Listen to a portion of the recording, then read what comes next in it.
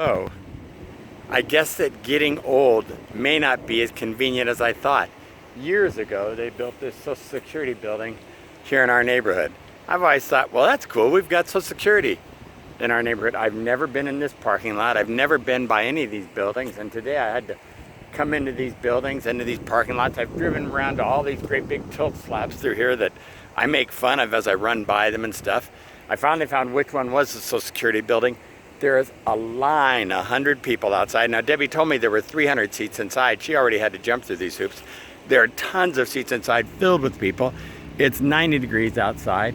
I got some online information so I could do this online, hopefully, and not willing to do this, but I stood at the door with the guard and I said, man, how many people work here? And he said, oh, hundreds of people work here for Social Security Division. I said, most of them, are they from our neighborhood? And he looked at me and he said, I drive from Indio.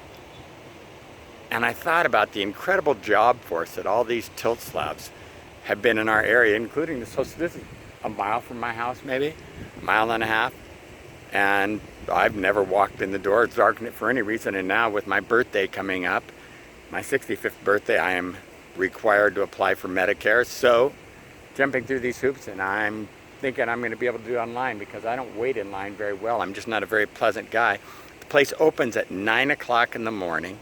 And he told me at 8 o'clock in the morning, they'll usually already have 100 people in line waiting.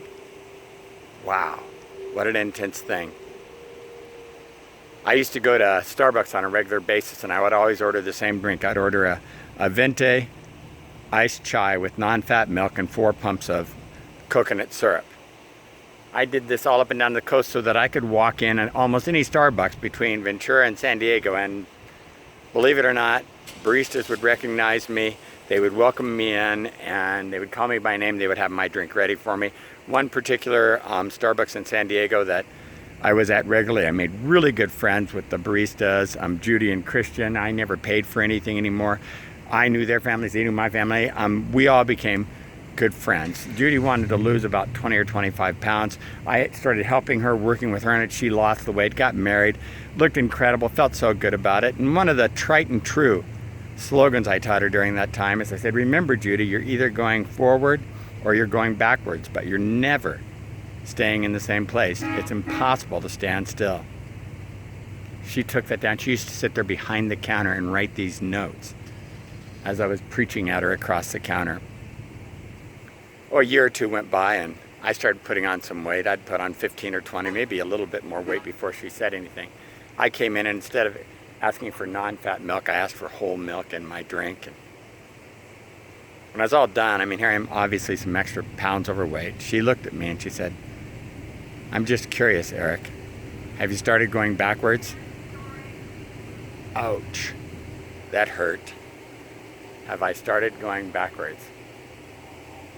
I had a friend who was willing to call me short when I was falling short, and to hold me accountable by the things that I had taught her.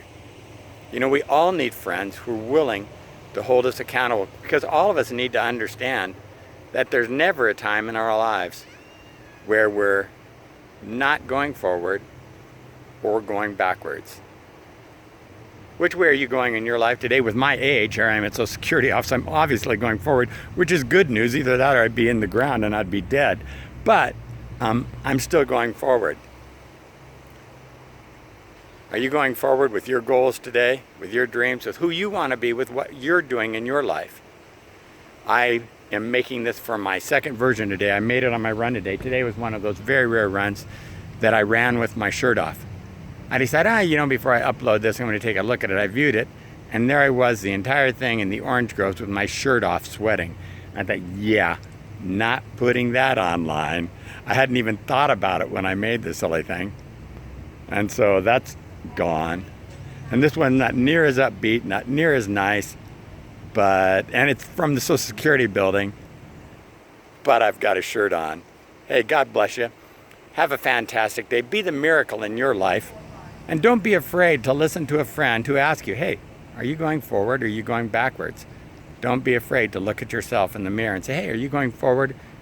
Are you going backwards? Don't be afraid to sit down and take some quiet meditation time and ask yourself in prayer and meditation, hey, am I going forwards or am I going backwards? We can't stop the clock going forward. That's in someone else's hands. But we can be in charge of what we're doing personally in our spiritual, emotional, and physical, our financial, even our career growth, our educational growth.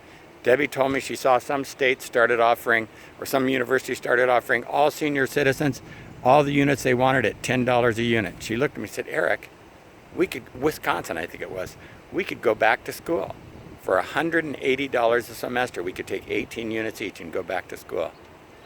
I looked at her, I said, do you want to? She said, yeah, I don't want to move to Wisconsin. Either way, cool idea. God bless you. Have a great day. Go back to school if you want to. Are you moving forward or are you moving backwards? Choose.